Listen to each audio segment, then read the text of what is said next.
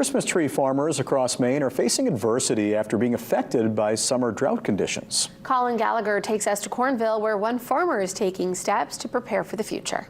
In 2020, we had a dry season, not as bad as this year. This is the worst that I've ever seen it in my 46 years. With the holiday season closing in later this month, Christmas tree farmers across the state of Maine are facing challenges in the wake of a historically dry summer. Maine Christmas Tree Association President Matthew Quinn is the proprietor of Quinn's Tree Farm in Cornville.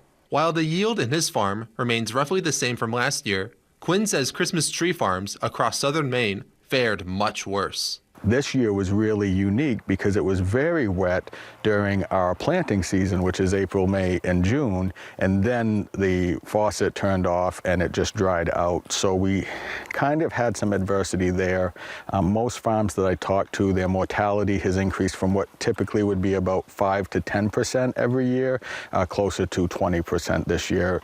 Quinn says he will be implementing more future-proof methods to preserve his yield, as one single tree can take anywhere from 6 to 10 years to fully mature. I'm looking at different ways to do irrigation, either by hand, or, brute strength ignorance, and just bringing in a tank and watering them by hand, or bringing in drip irrigation or things like that. A lot of it is finding those right soils that can withstand dry and wet seasons. In spite of challenges, Quinn's Tree Farm is still planning to harvest more than 1,000 trees for the upcoming Christmas holiday. People love Christmas. They love having their real Christmas trees in their homes, and it's our job to provide that to them, and we take it very seriously. Colin Gallagher, WABI News, Cornville.